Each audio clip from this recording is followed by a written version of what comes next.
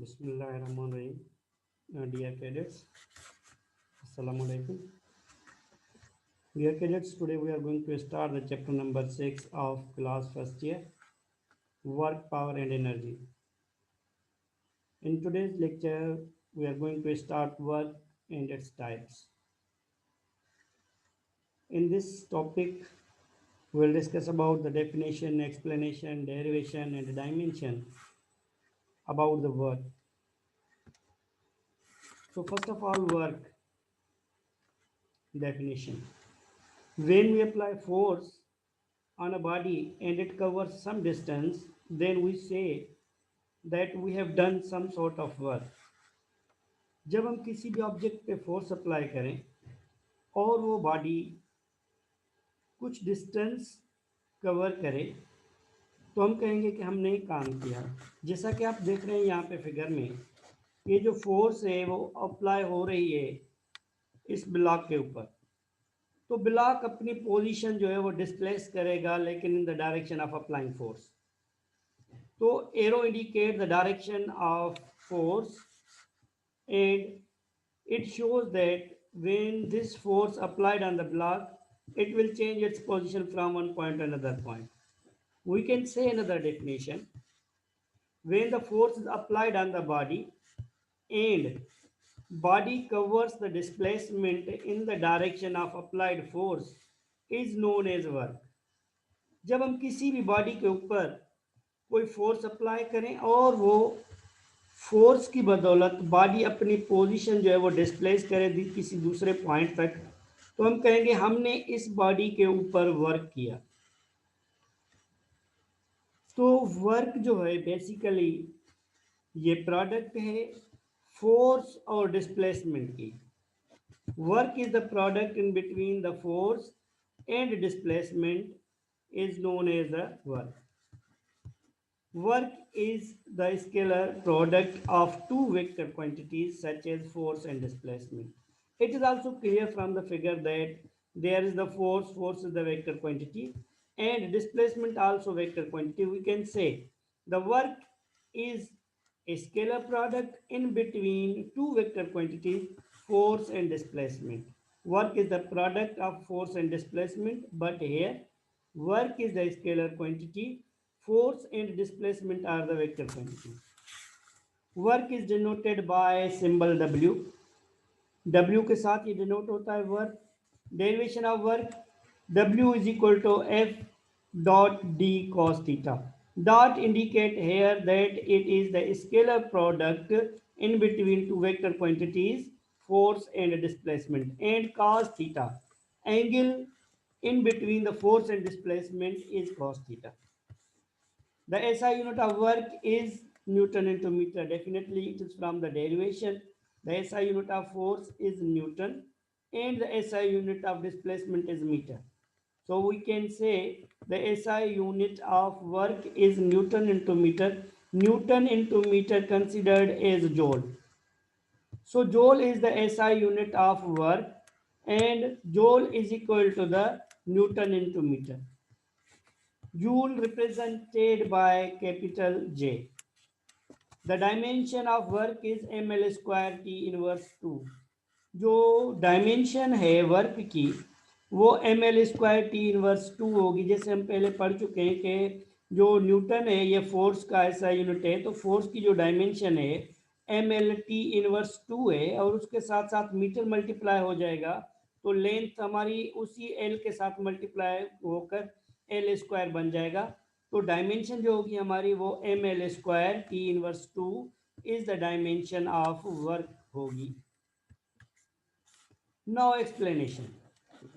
In explanation of work, let the force F is applied on the block from point A and body change its position in the direction of applied force and reach the at point B where the body covered the displacement D in between two points.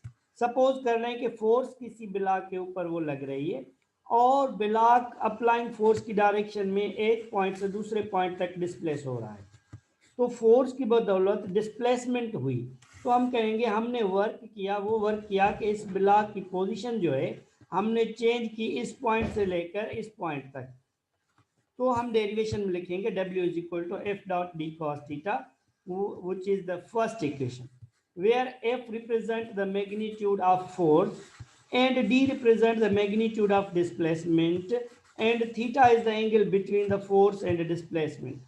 जो theta होगी हमारी वो क्या होगी, force और displacement के दरमियान angle होगी।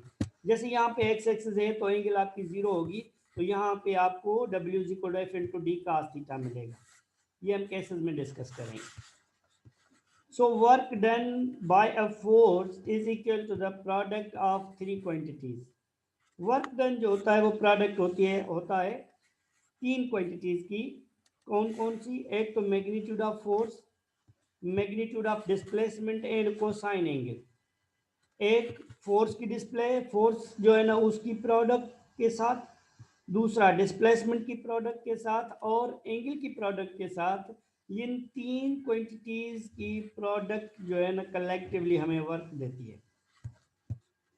And here we can say force and displacement, there is the angle in between the force and displacement which is represented by theta. अब हम कुछ इसके केस जो है ना वो डिस्कस करेंगे। केस नंबर फर्स्ट, अब उस एंगल पे आएंगे। केस जो भी हैं ये सारे एंगल पे बेस करते हैं और हम उनको डिस्कस करेंगे। Let when a body moves in the direction of force, in this case theta is equal to 0 degree. अगर फोर्स और डिस्प्लेसमेंट के दरमियान थीटा 0 डिग्री है तो cos 0 डिग्री 1 के बराबर होता है, तो आपको इक्वेशन मिलेगी W is equal to F into S. तो यहाँ पे हम कहेंगे W is equal to the product of force and the distance through which the body moves in the direction of applying force. इस केस में in this type work is said to be positive if angle is 0 degree, 0 degree हो या less than 90 हो तो work आपका positive कहलाएगा। तो हम कहेंगे therefore work is the force, work done by a force is positive if theta is less than 90 degree, 90 से लेस होनी चाहिए, तो आपका जो वर्क मिलेगा वो आपका पॉजिटिव होगा और W is equal to F into S मिलेगा आपकी product. Case two, when the force acting on the body and its displacement are in the opposite direction। अब फोर्स जो है ना आप एक तरफ लगा रहे हैं और उसकी डिस्प्लेसमेंट आपको अपोजिट डायरेक्शन में मिल रही है, तो उनके बीच में आपकी एंगल होगी 180 degree. Let suppose compress spring जो हमने लिया था, जिसमें हम स्प्रिंग को कंप्रेस करेंगे तो फोर्स हम ऊपर से लगाएंगे, जब उसको छोड़ेंगे तो डिस्प्लेसमेंट फिर हमारी उसी डायरेक्शन में, जहाँ पे फोर्स आप नीचे लगाएंगे तो डिस्प्लेसमेंट अपोजिट मिलेगी, तो उस डायरेक्शन में आपकी एंगल होती है 180 डिग्री। तो देयरफॉर फ्रॉम इक्वेशन फर्स्ट जो हमने फर्स्ट ली हुई है, तो W is equal F into S cos 180 degree, cos 180 minus 1 के बराबर होता है। हम इसको मल्टीप्लाई करेंगे फोर्स इंटू डिस्प्लेसमेंट के साथ, तो मिलेगा work is equal to minus F into S. तो इस कंडीशन में हम कहेंगे वर्क जो है आपका वो नेगेटिव है। This type of work is said to be negative, therefore work done by a force is negative if theta is greater than 90 or less than 90 और लेस देन 190 डिग्री होगा, तो आपका जो वर्क है वो नेगेटिव मिलेगा। Case three, when force and displacement are at right angle to each other, in this case the work is said to be no work. Force और displacement के दरमियान जब एंगल 90 डिग्री होगी तो आपका वर्क का वैल्यू 0 मिलेगा। cos 90 0 के बराबर है, तो 0 product with force and displacement will gives us the 0 value. therefore no work is done by a force which acts at right angle to the direction of displacement of the body। तो इस condition में जब आपकी angle 90 degree होगी तो work आपको 0 मिलेगा। Dear cadets, ये जो केसेस हैं बेसिकली ये सारे केसेस एंगल पे डिपेंड करते हैं, क्योंकि हम पहले पढ़ चुके हैं कि work is the product of three quantities, force and displacement and angle. Angle हमारी मुख्तलिफ होती है, तो एंगल हमारी जब 90 डिग्री से कम होगी और 0 डिग्री होगी वर्क पॉजिटिव, 90 से अबो होगी या 180 के दरमियान होगी वर्क विल बी नेगेटिव, और एग्जैक्ट 90 डिग्री होगी तो work will be 0 degree. So this is all of our cases which are related with work. So thank you very much. Wish you best of luck. इंशाल्लाह दोबारा first year के किसी और topic के साथ और लेक्चर में रिप्रेजेंट करेंगे उसको। So wish you best of luck and thank you very much.